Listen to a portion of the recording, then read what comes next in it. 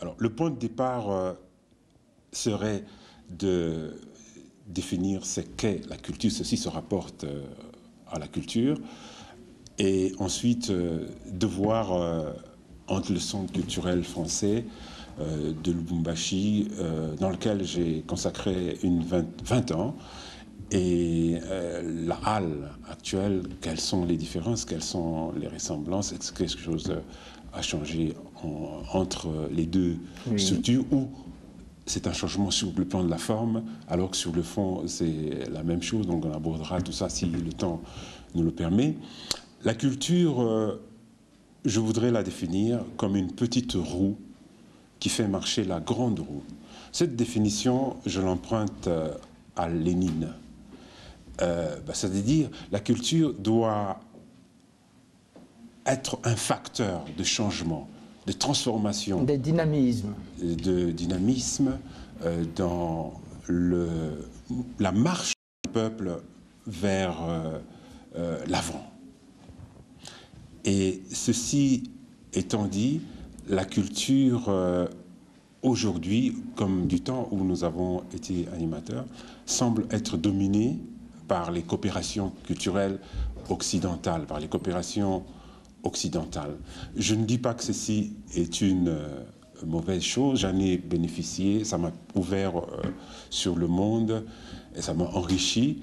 Je dis, le centre culturel de Lubumbashi, des années où j'étais ici, a ouvert cette province sur son orbite de la grandeur, a permis un désenclavement culturel de cette province, a démontré que la culture pouvait être un élément, un facteur de développement économique et de prestige d'une province par rapport aux réalisations qui étaient sur le terrain.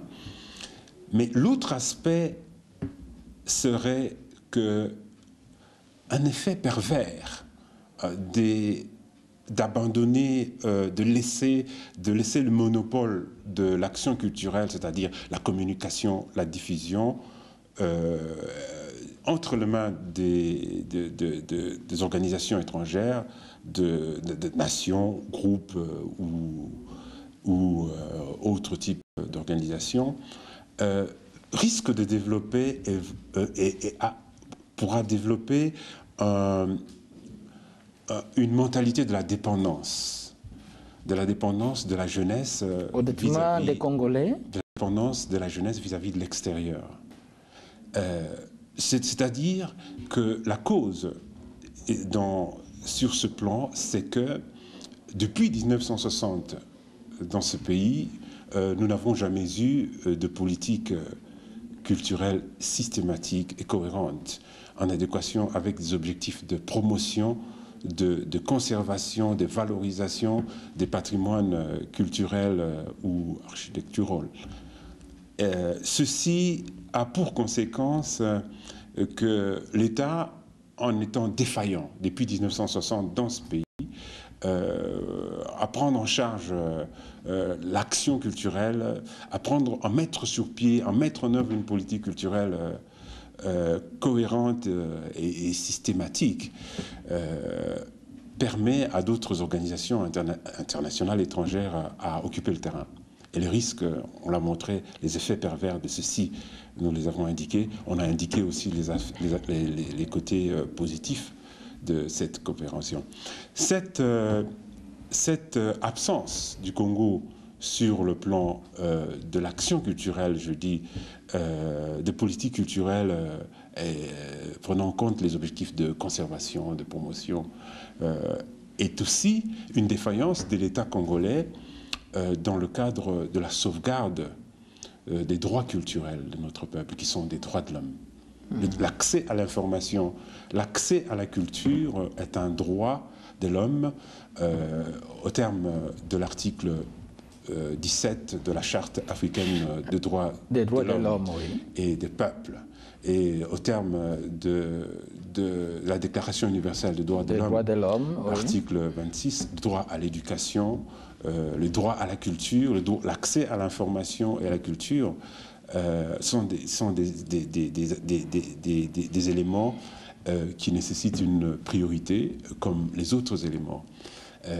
Dans une province où on privilège, où l'accent est mis sur les ressources minérales,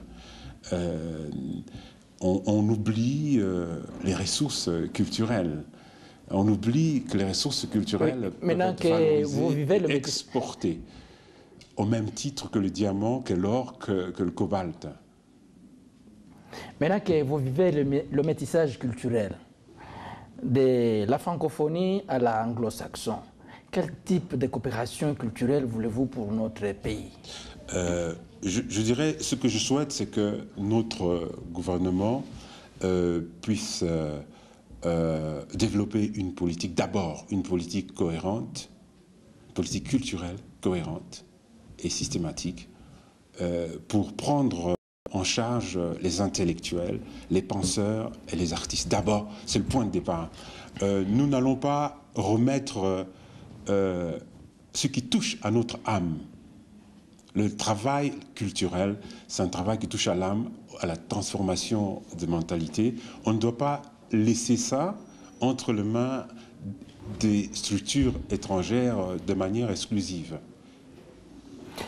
Et Monsieur Foster, l'événement le plus marquant que vous ayez vécu dans cette ville de Lubumbashi ou dans notre province du Katanga fut le train culturel organisé en 1989.